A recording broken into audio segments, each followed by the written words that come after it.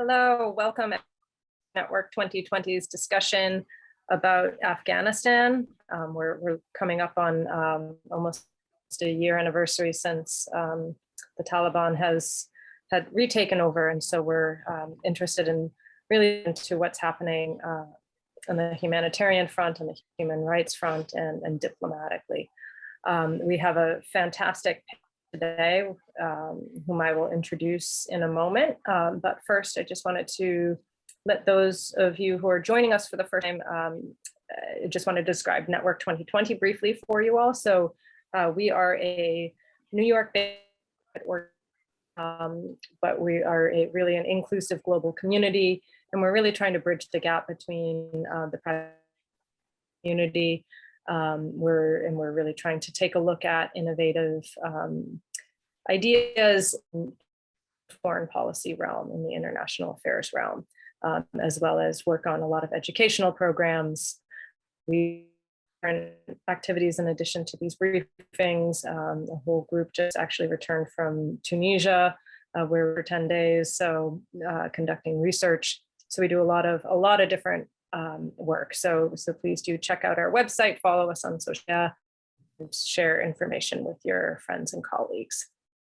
So with that, it's a pleasure to introduce today's panel, some of whom are returning guests, but our first one is not. So we're happy to Shanthie first time, and she is a visiting research fellow at the German Institute for International and Security Affairs. And she has been working on Afghanistan for quite some time. She had worked at the United Nations and has a wide range of experience pertaining to Afghanistan. So welcome, Shanthie, and thank you. We have Palwasha Hassan, who is returning to us. She is now a senior fellow at Georgetown Institute for Women, Peace. And she was a former director of the Afghan Women's Educational Center and a founding member of the Afghan Women. So welcome back, Palwasha, and also welcome back to Scott Worden. He is the director of Afghanistan and Central Asia Program, Institute for Peace, and he has a background in reconstruction, development, democracy, and governance, with extensive expertise on Afghanistan and Pakistan. So welcome back, Scott, and thank you all for being here. One of my big concerns with the news cycle is always how news comes and goes. And, you know, for a moment last August, all eyes were on Afghanistan. And then of course, other things happen and our eyes go elsewhere. But that doesn't mean that crises are averted or over. In the case of Afghanistan, there's a lot that is still happening that is very worth talking about and making sure we're all aware of what's happening. So with that, what I wanted to do first is just give me a minute. I'm on a different computer right now, so I just need to find my questions. But I wanted to start with you, Scott, because it's been nearly a year, as we said, and since the Taliban have come to power, I think it's only 4 countries, China, Pakistan, Russia, and Turkmenistan, have received the formally accredited diplomats appointed by the Taliban. All powers, however, have had some diplomatic contact with the Taliban representatives. So please correct me if I'm wrong and give us the updated status, but our title for this, for this event, we talked about the diplomatic dance with the Taliban and governments around the world.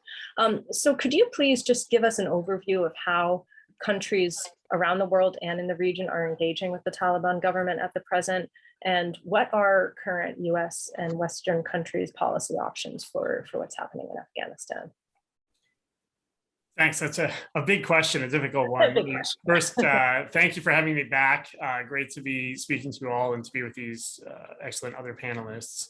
Also, I really appreciate and would underscore what you said at the beginning, which is that with the Ukraine crisis going on, other events in the world taking top headlines, we should not forget about Afghanistan, because the situation there is quite dire in terms of the humanitarian and economic deprivations, the human rights deprivations, the assaults by the Taliban on women's rights in particular.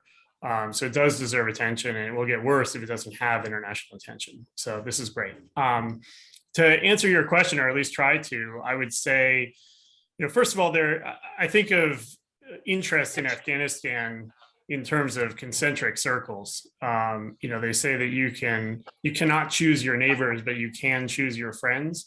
And so the immediate neighbors of Afghanistan have to have some kind of relations with the country, even if they're not aligned with their policies, because there are real security threats that Afghanistan poses for their neighbors.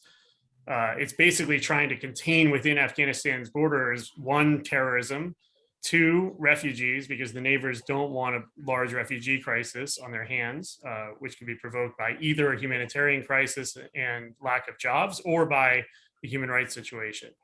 And furthermore, they do want trade to go with Afghanistan and through Afghanistan.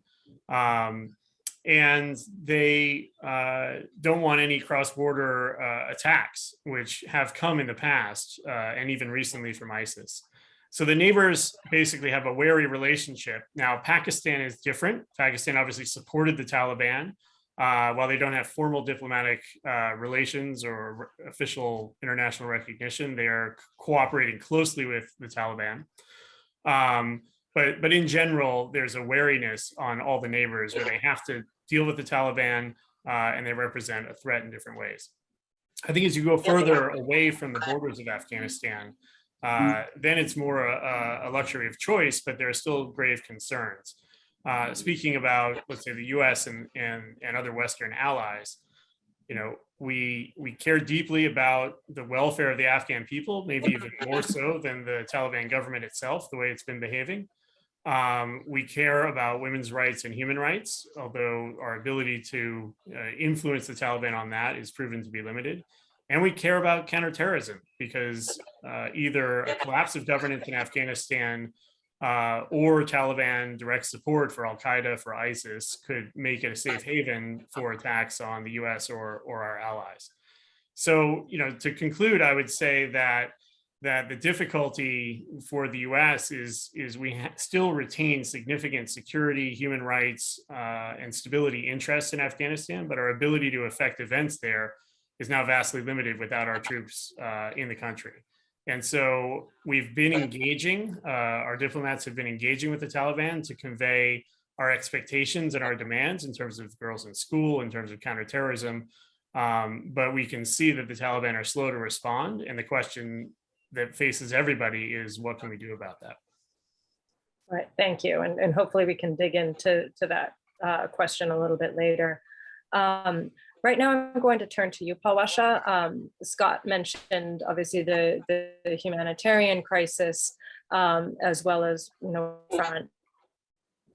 And when it comes to gender equality, it really appears that the Taliban of 2022 are showing themselves to be really no different than the Taliban of earlier.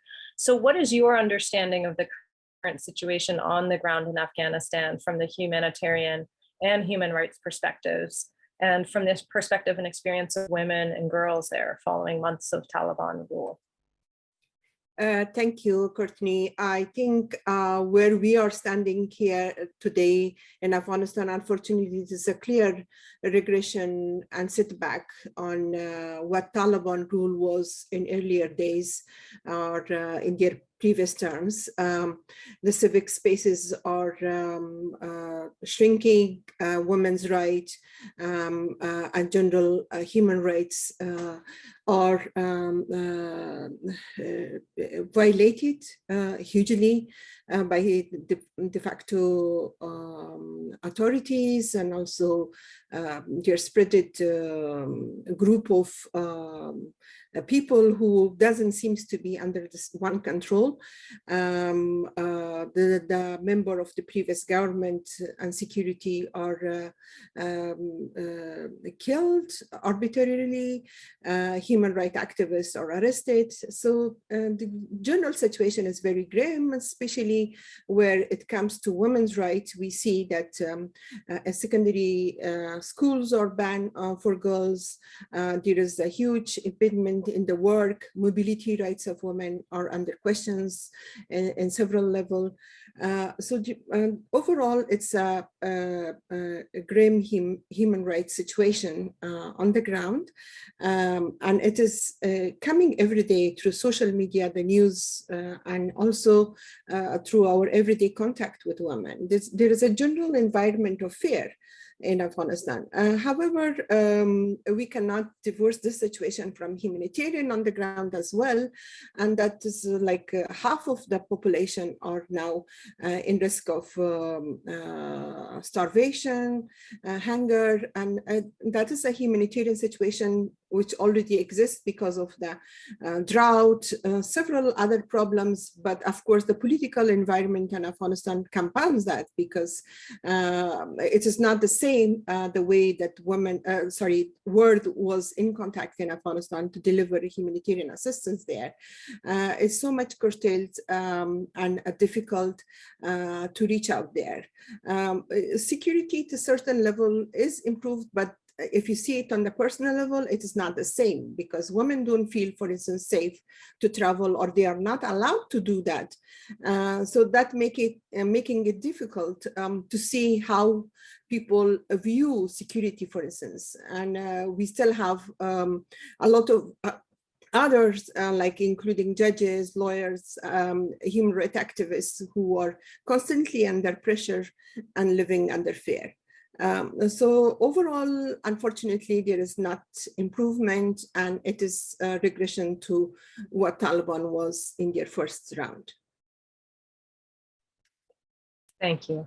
To you, Shanthie.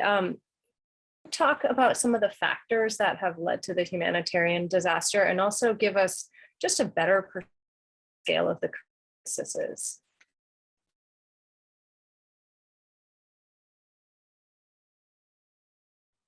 You're muted. I guess the humanitarian crisis and the situation out there is really dire. And we don't have to keep going back on what really is occurring in Afghanistan. I think beyond looking at spaces which are shrinking, they're actually spaces which are closed at the moment. For the last 2 decades of the international community's intervention in Afghanistan, there was considerable progress achieved in terms of women's rights, education, employment of the youth. And that itself had generated a lot of positive narrative in Afghanistan about the change Afghanistan would witness. But the dramatic and the catastrophic takeover by the Taliban actually put all these things on the back burner and led to a situation that we are facing today. So when you're looking at the humanitarian crisis, I think it was the lack of preparedness by the international community to look at the scale and the depth of the crisis which was unfolding. It was really heartbreaking to see Afghans at that point of time on August 15, 2021, trying to get some sense of understanding of what's happening in their country and how do they stay behind or how do they leave the country. And so I think we were, in a way, should have been prepared more as an international community to deal with the situation. What we're looking now in terms of crisis, in terms of jobs, human rights, women's rights issues, in terms of persecution of the former regime personnel, the security personnel, and all of that could have been dealt in a better way. And that's my sense of it, because I guess we cannot just say that there was no progress in Afghanistan. The last two decades did show progress. And the fact that when the peace deal was signed in Doha, there were certain red lines which everyone should have adhered to. It's no point now to pass on the blame game to each other, but I think there were red lines. And more importantly, the Afghan government was completely kept out of the picture till the last minute when the deal was signed and thrust upon them. So it was a failure of building on a national government inside Afghanistan. It was a failure in terms of building on the capacities and the interest inside Afghanistan to sustain the changes which had occurred. And thereby we do see this crisis playing out in different ways. And today I think we have to take a different approach, because Taliban, the way it is, doesn't recognize a lot of norms of international engagement. And thereby giving any aid and assistance is not bringing about any tangible results on the ground. Okay, thank you.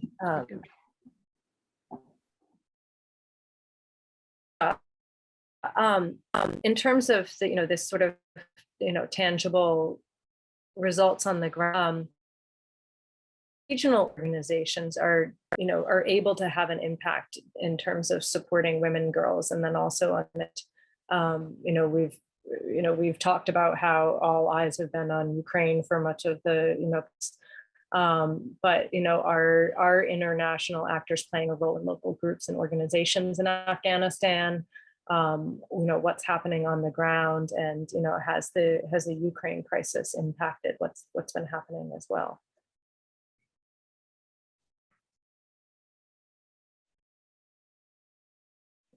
Oh, Palwasha, are you able to? Yeah. Yes, thank you. Unfortunately, the situation is like the way the world has responded to Ukraine crisis is not even half of what they should have responded to Afghanistan situation.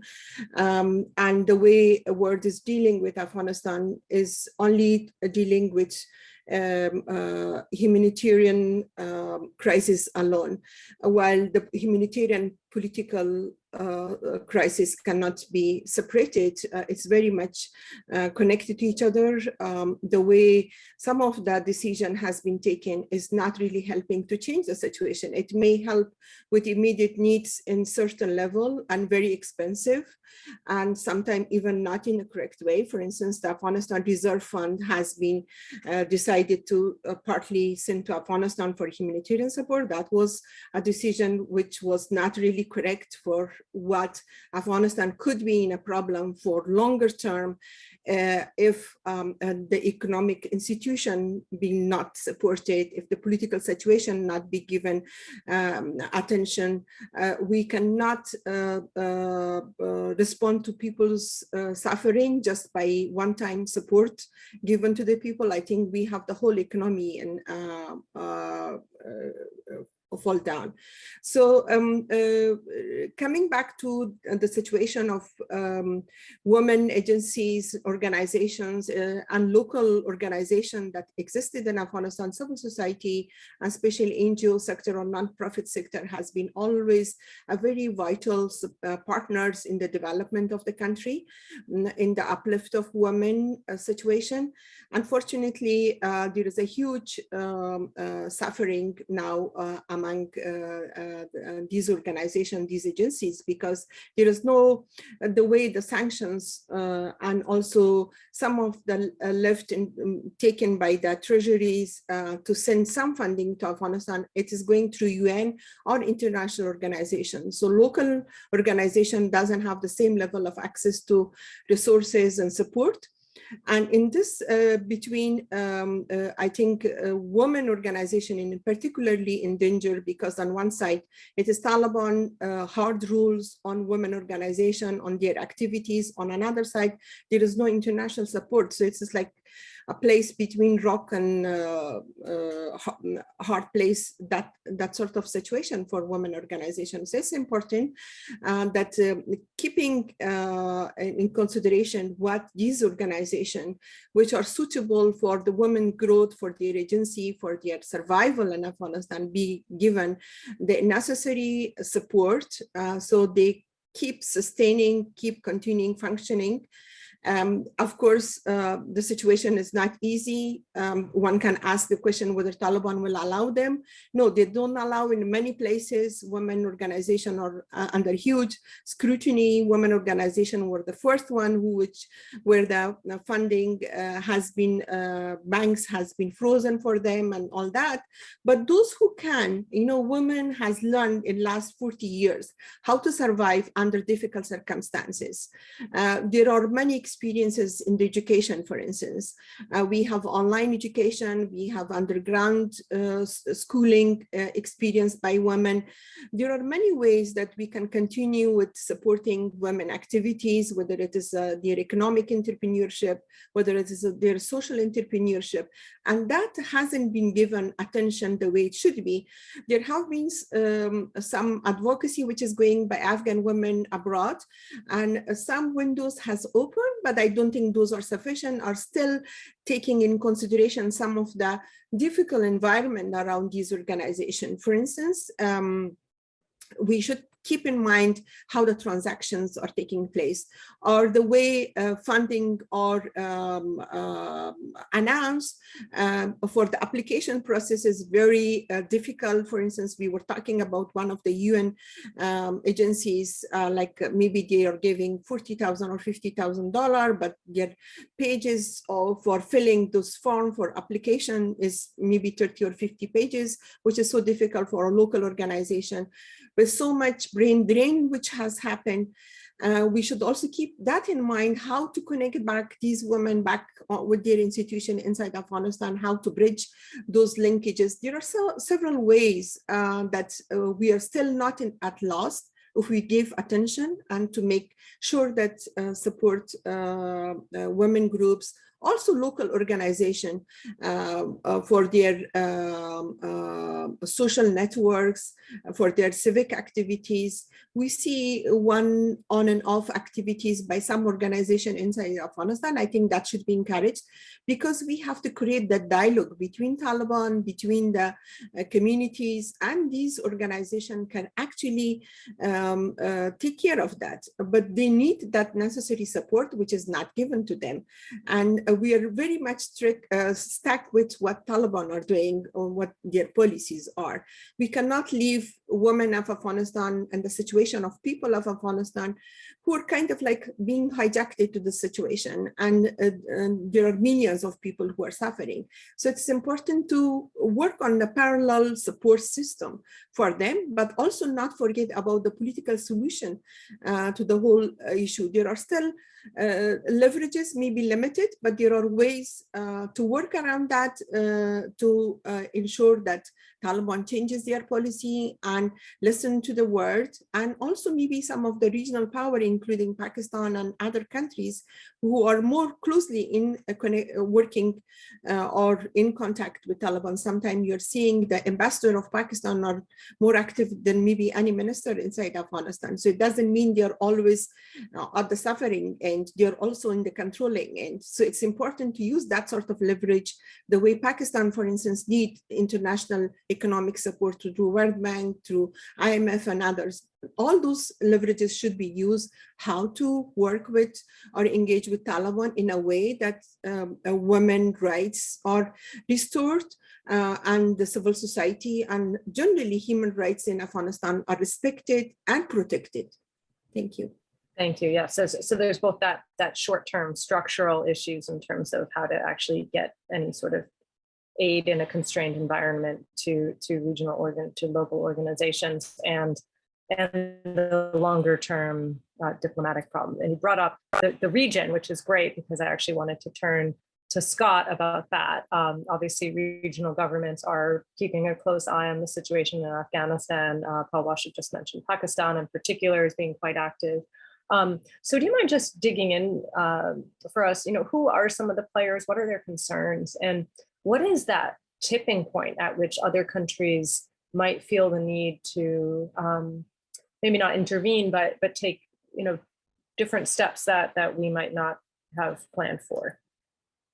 Yeah, thanks. Good question.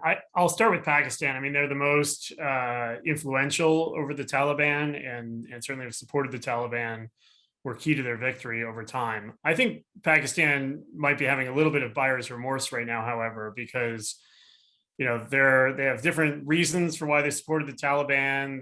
They saw Afghanistan as strategic in their competition with India. They wanted a government that was more friendly to them than India.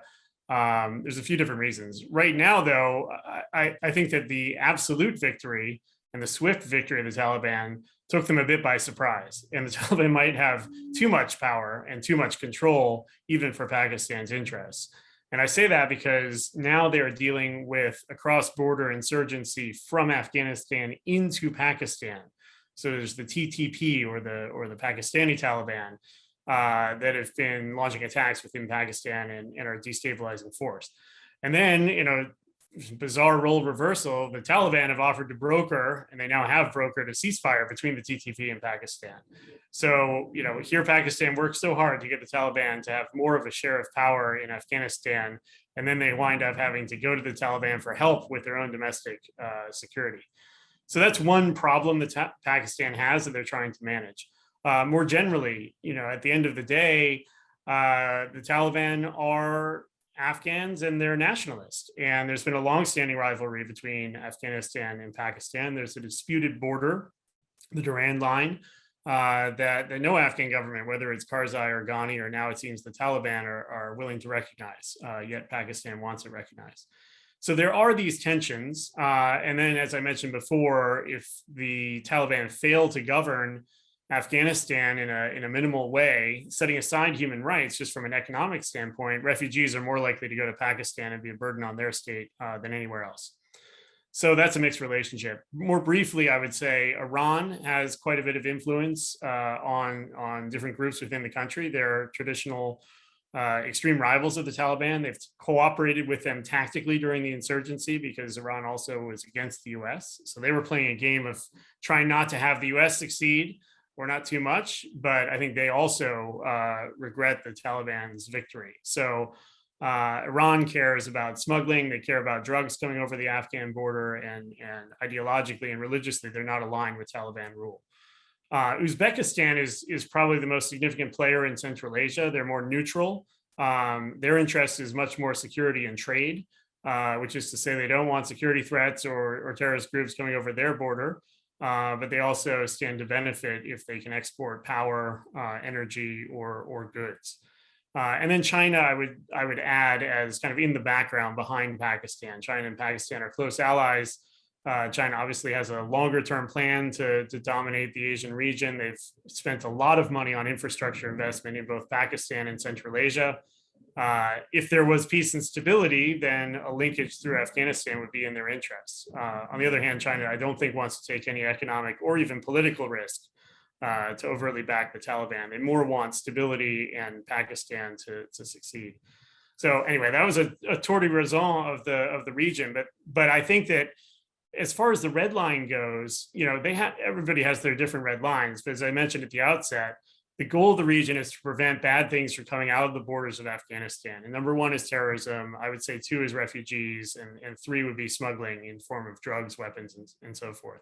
If the Taliban can control their borders, the region doesn't care as much or very much at all about what happens inside the border. Unfortunately, that's a difference between the US and the region. But if the Taliban cannot, and if the TTP goes across the border, if Uzbekistan terrorists come across the border, if Iran has major drug smuggling they can't control, then I think what you'll see is more direct opposition to Taliban rule.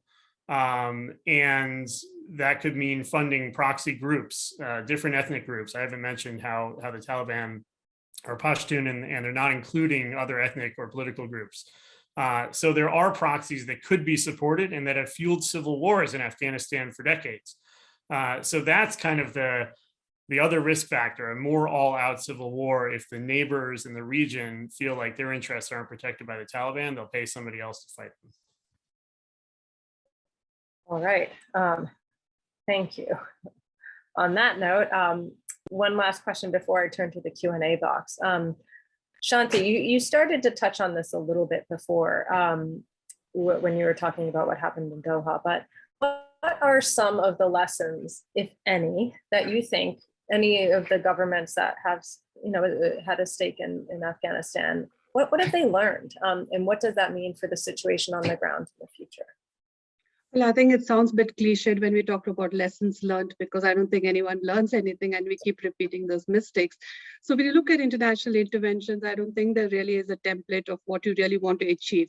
So when the United States went into Afghanistan, it was a quick short-term objective under Bush administration of counterterrorism, of decimating the Taliban, and then moving on to the war in Iraq. So the initial period, the golden period of stabilization in Afghanistan was lost. And thereafter, we saw constant change in the US strategy vis-a-vis different administrations, from Obama administration's AFPAC strategy, which actually announced exit. And then after we went into Trump's administration and now the Biden administration, who were very much interested in getting out of Afghanistan without really preparing Afghanistan to stand on its own feet. And this is what I'm talking in terms of classic counterinsurgency, which was being carried out in Afghanistan, though they kept using the terms of counterterrorism, counterinsurgency, then it went to counterterrorism plus. So at the end of it, when you look at Afghanistan, it was a laboratory where every country tried out its experiment. And when that experiment failed, they could move out, but Afghans had to deal with the mess.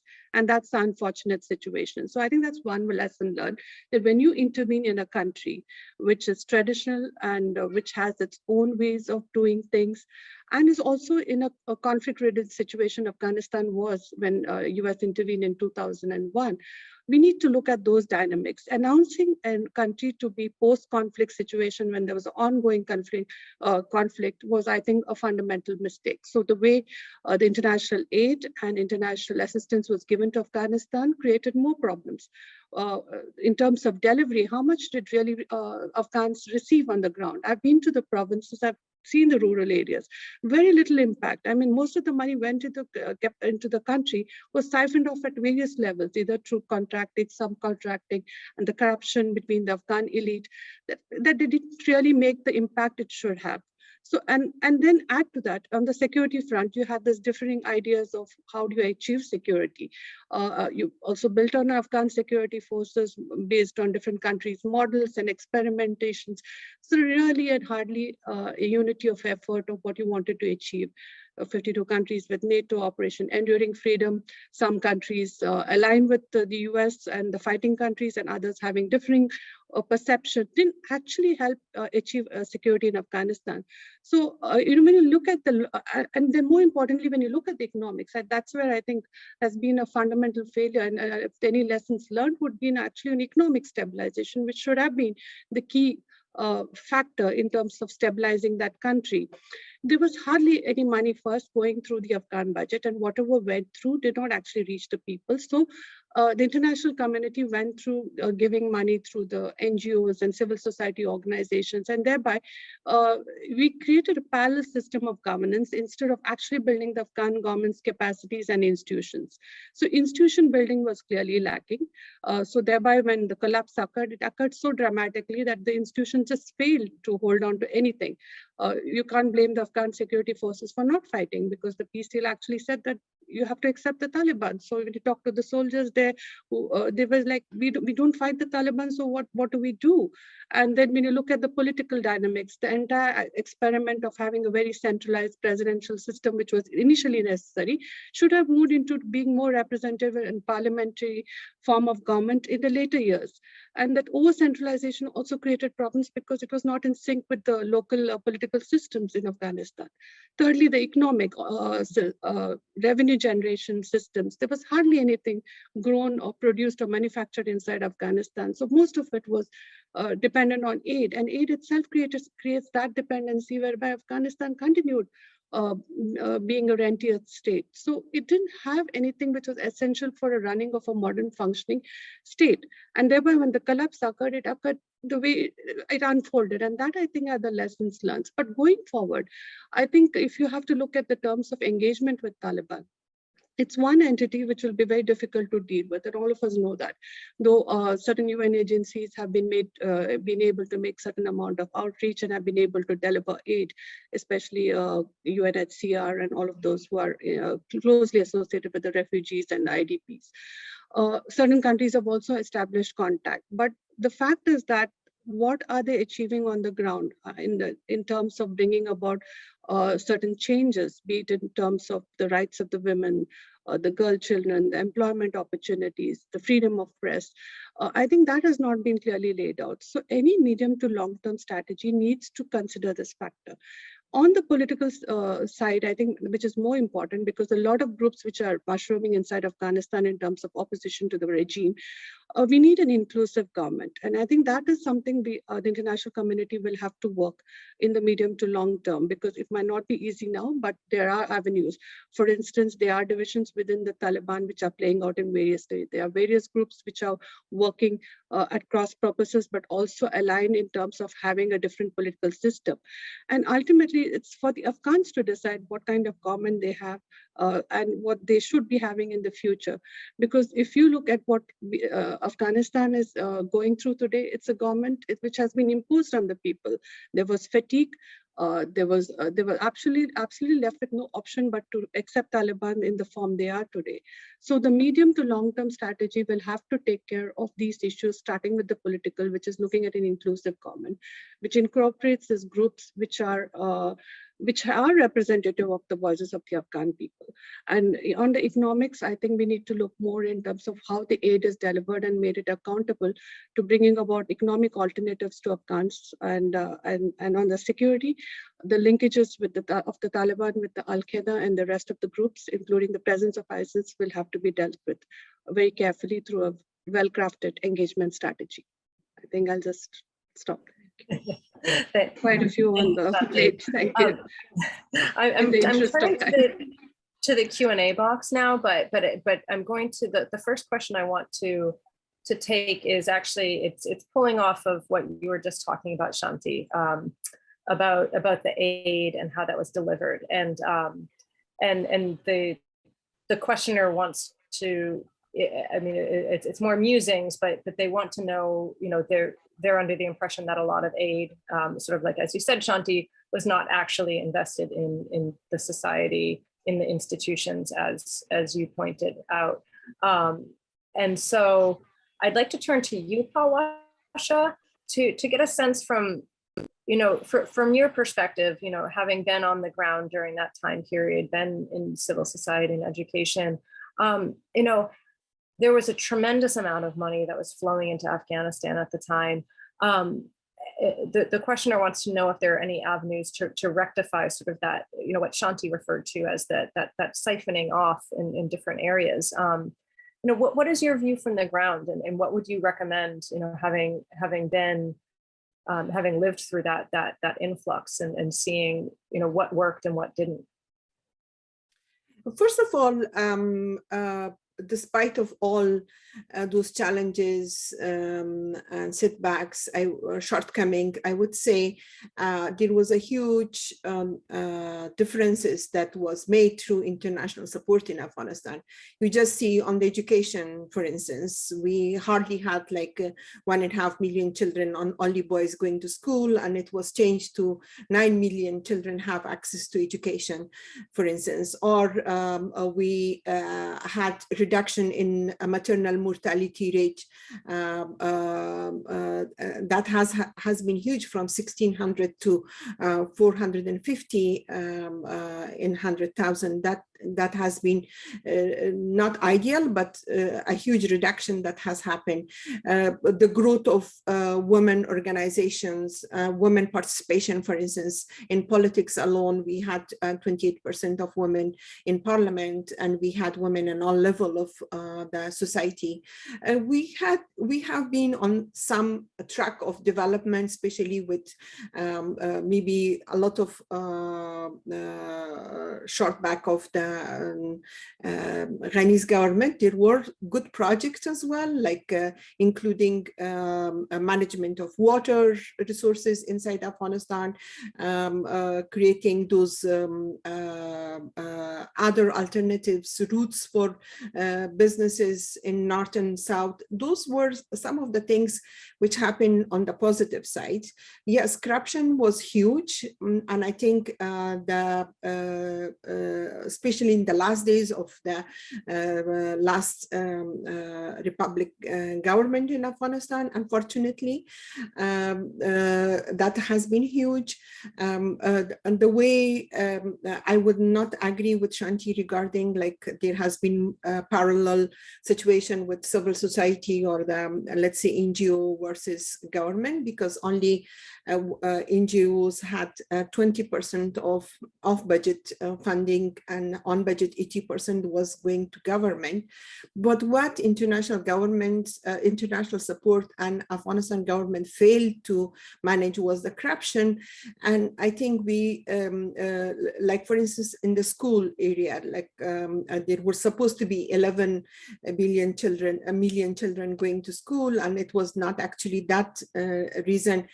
And that was because the funding which came to Afghanistan, there was no proper built-in system of monitoring as well. So there was failure both by international community and obviously by Afghanistan government and people who were running failed to make that system possible to observe the money the way they should and invest it in people's interests as they should have. So I think that has been one main reason. Otherwise, I think the democracy, the way people has changed, even now, if you see, only Taliban hasn't changed, but you see the communities now, the tribal elders made a jirga and came to Taliban asking for girls' education to restart. So this is a huge change in the mentality and social change which has Afghanistan people has embraced, and that is because of this long years of international engagement, the work that civil society has done. We also, even the religious groups who came and asked for a restart of the girls' education. And even within Taliban ranks, we had few of their leaders speaking for girls' education, but seems like only the hardline groups are managing the main decision within the system.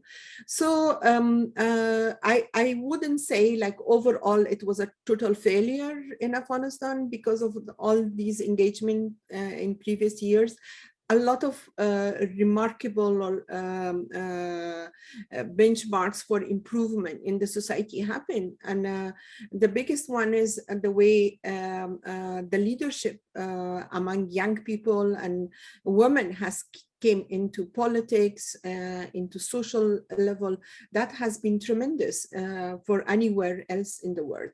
I would say, if we comparatively say it for any other conflict-ridden countries in such a situation. Even now, and despite of all the huge setbacks on the progress of women, if you see the only organized resistance for human rights is by the women in the country.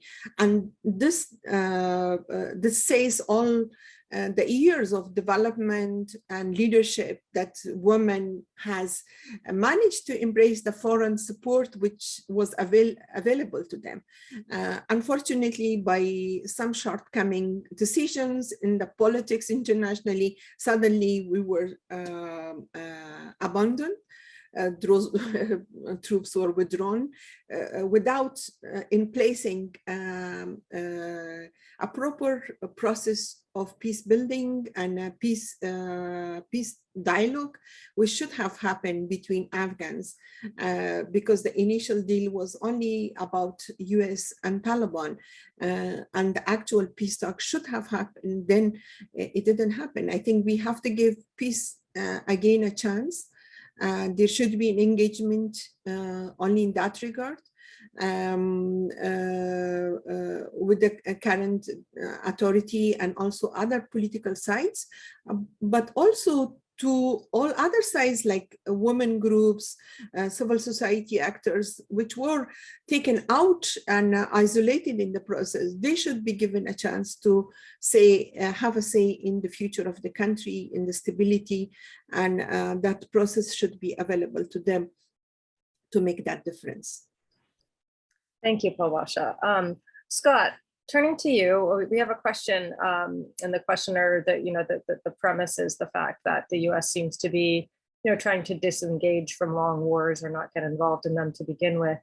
And there's a two-part question. So one is, how does the US, it's actually a four-part question, I'm just gonna message it with them.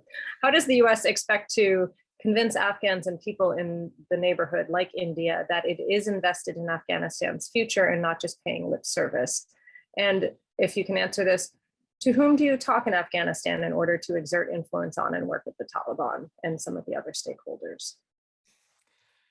Good questions. I wish I knew the answers. Look, I think that convincing Afghans, the region, that we are going to stay or we are going to increase engagement is very difficult. I think, we kept saying that we wanted to well, we wanted to leave with our troops. I think one of the problems was that neither the Afghan government nor the neighbors, including Pakistan, thought we would ever leave.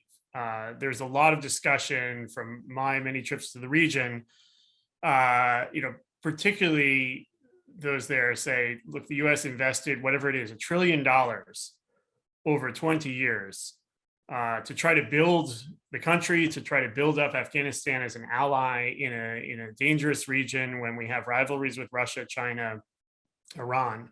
How could you ever leave? And I think up until the very end, it was a real shock that indeed both President Trump and President Biden made the conclusion that it wasn't worth keeping our troops there. Now, obviously, we intended to keep economic support for the Afghan Republic. But I would say, the people in the region need to take a pause and reflect on, we were willing to throw away a $1 trillion investment. Now, I'm not defending that. But clearly domestic politics in two parties with two different presidents felt like it wasn't worth staying. So trying to convince people that we'll come back is going to be even harder.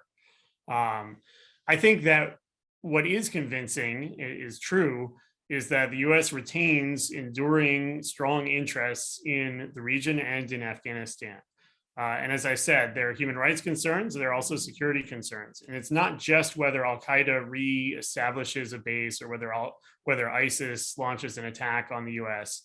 The US, the global economy relies on security in the South Asia region, including more than 1 billion people in India, more than 200 million people in Pakistan. That is a global interest. And I think as the US reframes its strategic interest to competition, I would say with China, to aligning with India, to aligning with democracies where we find them, the threats from Afghanistan won't go away, the interests won't go away. So it's more about how will we engage on a regional level with this new era of strategic competition against Russia, China, some others. That will keep us there. What form does our engagement and assistance take is very unclear. And I think one of the messages that can be used with the Taliban, with Afghans, as well as the region is, if the Taliban remain in power and continue to govern the way they're governing, exclusively abusing rights and so forth, we clearly will not be investing in them. We might provide humanitarian assistance, but it's not going to be a relationship that improves the overall economic situation in the region, which neighbors should have in their interests. So I think the closing answer is that it's about strategic interests. We can speak to those in a long-term way. And clearly the Taliban style of governance is not going to get support from us or our allies over the medium to long term. Sorry, I forgot the second part of the question. I'll be shorter on that, but just how do you influence the Taliban? Look, this is a real puzzle. I think that the leverage that the US has is very limited. I think it takes the form of one, recognition. Obviously, we're not recognizing the Taliban. I don't think we will in a long time the way they're ruling. Two, it's economic support. There's the demand for release of foreign reserves, but then there's also potentially if there is major reform, some non-humanitarian assistance.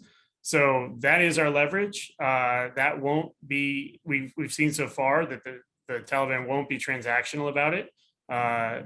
We should just hold that in reserve for a while and say the Taliban, it's deeds, not words that matter. I think working through Pakistan, working through some of the regional players in the Gulf that are friendly with us helps. But at the end of the day, our representatives can talk directly to the Taliban, maybe not Hibatullah, the direct leadership. The communication lines, from what I understand, are quite clear. It's the difference in opinion on where the country should go that's the problem. Thank you. Palwasha, there was news, I think, just in the last day or so that the former Minister of Education has actually returned to Afghanistan. That's sort of another higher profile former minister returning to the country. Just curious, there's a two-part question here. Is one, what impact do you think his return would have? And then we have another question that I want to group on education, which is, whether or not the declaration on safe schools could be a key to the current problem of education, especially for girls in Afghanistan. So that's, in regards to access to schooling in conflict areas. Yeah, I think, yes, there is a commission to invite people from outside. I think it's more important. Supposedly a politician or other actors who are living outside Afghanistan to return back to Afghanistan.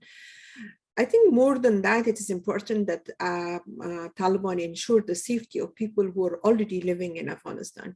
The life of those ex-military people who are killed and assassinated or tortured. The living of artists, the local artists are degraded and punished every day on the streets. The way women activists are treated. I think that will, if the treatment of the people is different, I think that doesn't need a commission or anything. I don't think return of few politicians who are returning maybe for very personal reason. A lot of people in social media says that they're going only because of their money or maybe personal interest. That will not respond to what the people of Afghanistan feel, that atmosphere of fear which exists for not return. So that doesn't really make a big difference on others to decide whether Taliban are receptive. For instance, of a woman to return back to Afghanistan and live there, if she doesn't have the right to exercise as an equal human being, I think it will be so difficult for her to make that decision. Sorry, what was the second question? The second question was about the declaration of safe schools and whether that could be a solution in Afghanistan. Declaration of safe school is important, but the first thing is that the school should function. If schools are not allowed to function, if girls are not allowed to go to school, right now, like in the previous regime, the schools were sometimes used for election, for things like that, or they were bombed or burned by Taliban in some places.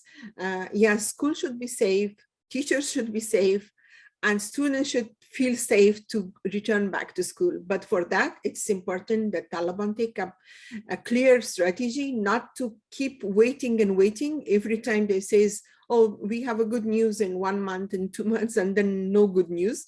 And even when girls went to school, then they were sent back to go home. That is the biggest disappointment we all feel about, like, Taliban are no more even committed on what they say or promise.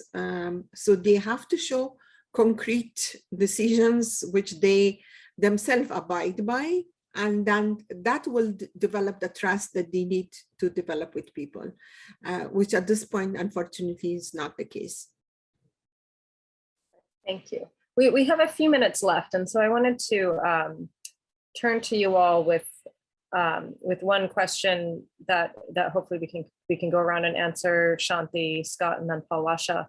And what I wanted to do is just get your opinions on the sustainability of the Taliban as a government, what the obstacles are, and whether you see them being sustainable, and should countries like the US be actually, trying to establish more formal relations. So Shanthie, I'll start with you. Well, interesting and question, and definitely a puzzle, as Scott said. But the signs of what the Taliban regime today depicts is what it was in 1996 to 2001 in terms of what it's doing. Secondly, I think in terms of governance, it's been a total failure. It's not been able to govern. It's not been able to administer. And thereby, I think there is protests and there are opposition developing inside the country. So at this point of time, I just want to make this clarification to Palwasha. When I was talking about NGOs and the civil society organizations, I didn't mean that they didn't do much. They did a lot, actually. But what international community did was through its organizations deliver money, which did not strengthen the Afghan government institutions. That was one point.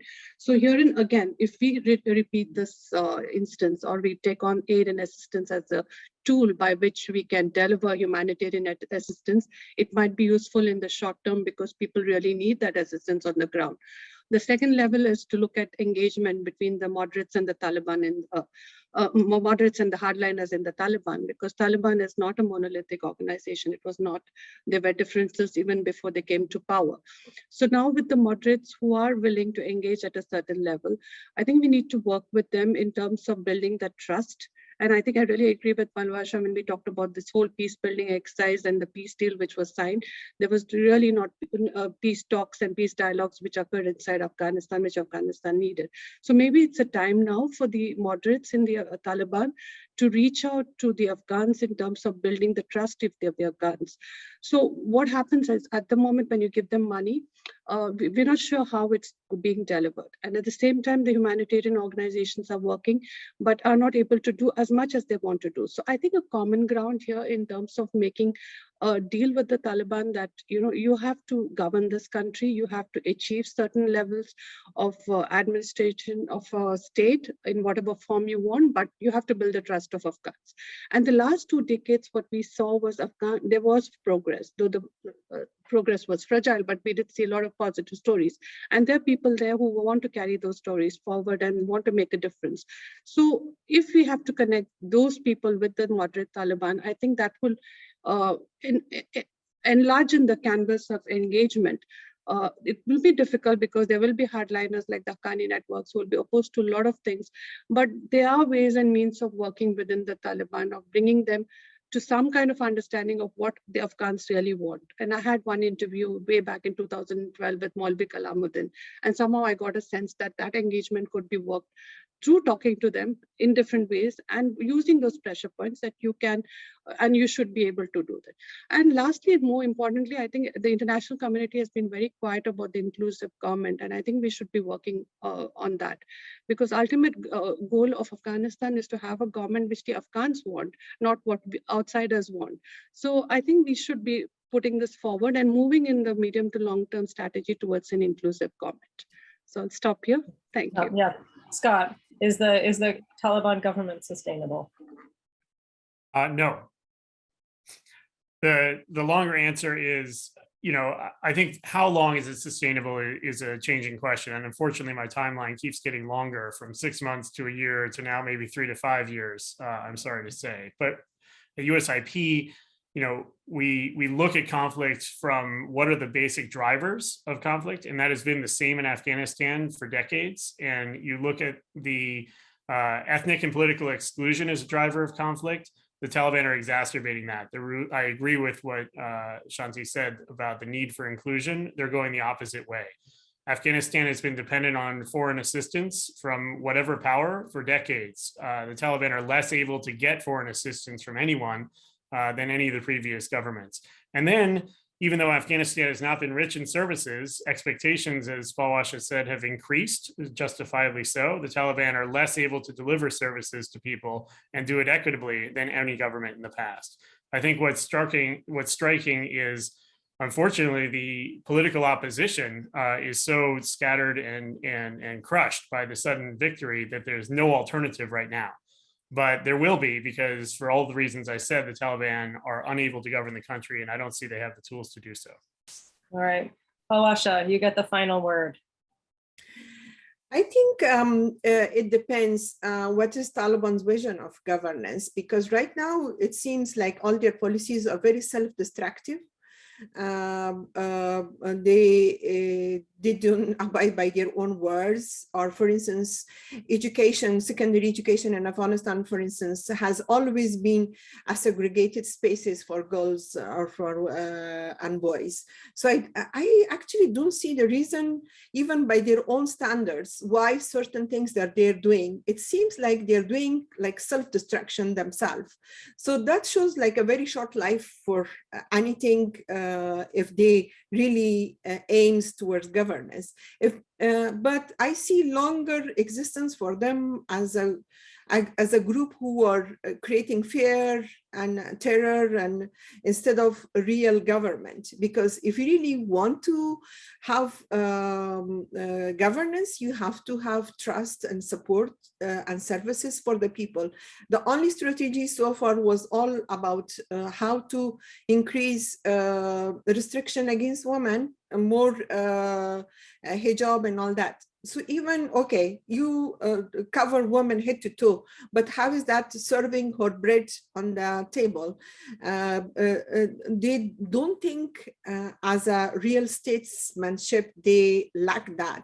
And it's important that they educate themselves, because they have been only involved in war and they were good at that, but they are not good, like as Mujahideen had a failure to have a proper governance, same this folks. And it seems like they never learned from the mistake of them for the first time, and also they didn't learn from their other generation of Mujahideen, which was also a failure.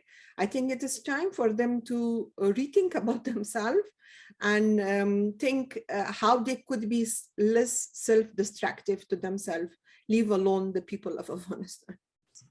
All right. Well, thank you. Thank you all for joining us. Thank you for your work with Afghanistan.